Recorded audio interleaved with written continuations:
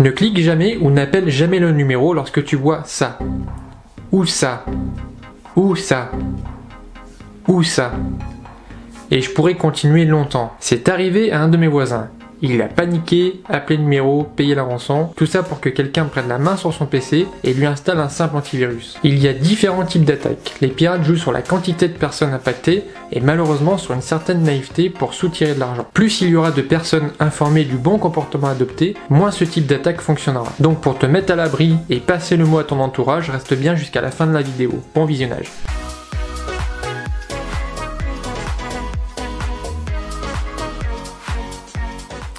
Salut à toi, j'espère que tu vas bien. Moi c'est Max, bienvenue sur ma chaîne dans laquelle j'aide les personnes qui veulent s'initier aux bases de l'informatique. Comme toi, le but du jeu étant de ne plus avoir peur de ton ordinateur, et c'est d'autant plus le cas aujourd'hui. Il y a différents types d'attaques avec une page qui prend toute la place sur ton écran. En général, il y a très peu de risques pour le PC. Mais par mesure de sécurité, il y a quand même quelques précautions à prendre. Je vais te décrire ces types d'attaques et que faire si cela t'arrive. Mais dans tous les cas, et quelle que soit la page affichée, ne paye surtout pas la rançon. La plupart des cas, c'est donc un affichage en plein écran te demandant d'appeler un numéro ou de cliquer sur un lien ou même de rentrer directement les coordonnées de ta carte bancaire. Souvent, un simple Alt F4 sur ton clavier permet d'enlever la page. Mais par mesure de précaution, je te conseille de couper Internet en débranchant ton câble ou en coupant le Wi-Fi. Ensuite, passe un scan avec Malwarebytes et l'antivirus de ton PC. Pour plus d'informations, j'ai fait une petite vidéo à ce sujet et je te mets bien sûr le lien dans l'info. Bien sûr, si les scans montrent un virus, n'hésite pas à le supprimer ou à le mettre en quarantaine.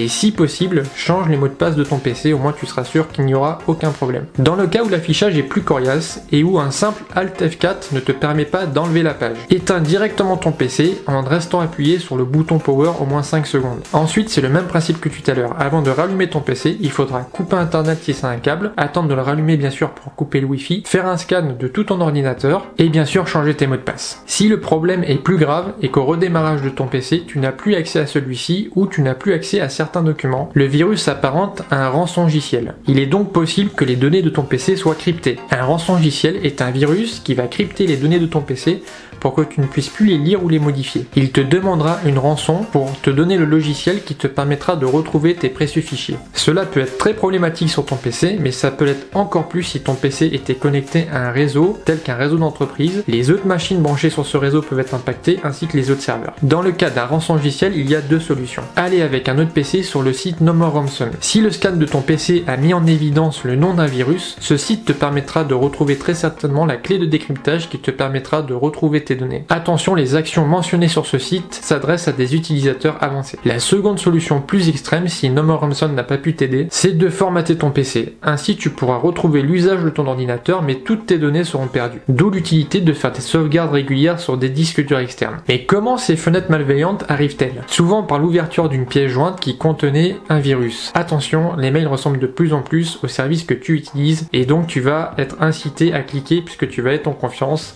Je t'invite de ne pas cliquer sur les liens des mails mais plutôt de te rendre sur le site concerné dans ton compte pour pouvoir retrouver tous tes documents. Un autre cas est le clic sur le lien d'un mail ou d'une fausse fenêtre contextuelle comme celle-ci. Ce lien t'amène vers un site qui exploitera les failles de ton navigateur afin d'arriver sur ton ordinateur. Un dernier cas pourrait être le branchement d'une clé USB sur ton PC qui contenait un virus et qui sera automatiquement déchargé sur ton PC. Je t'invite à scanner toutes les clés USB que tu branches sur ton PC. Je sais que ce genre de vidéo peut faire peur ou être très alarmiste, mais non, ça n'arrive pas qu'aux autres. Comme je l'ai déjà dit dans certaines de mes vidéos, la meilleure des protections est le bon sens, ainsi que les précautions comme exporter tes données très importantes sur des disques durs externes. Ce phénomène est présent à tel point qu'une association a été créée pour venir en aide aux victimes.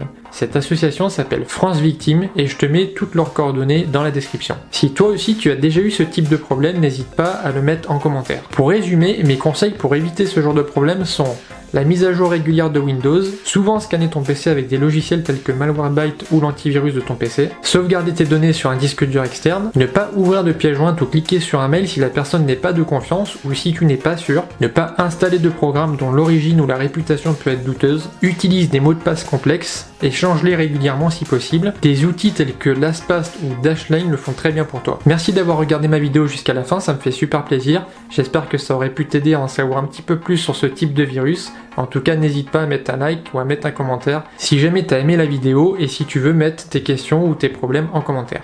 Et si tu veux aller plus loin avec moi, je t'invite à cliquer sur le lien dans ma description et à me laisser ton email, ce qui me permettra de te donner une première assistance. Et sur ce, rendez-vous la semaine prochaine pour une nouvelle astuce en vidéo. Porte-toi bien, ciao!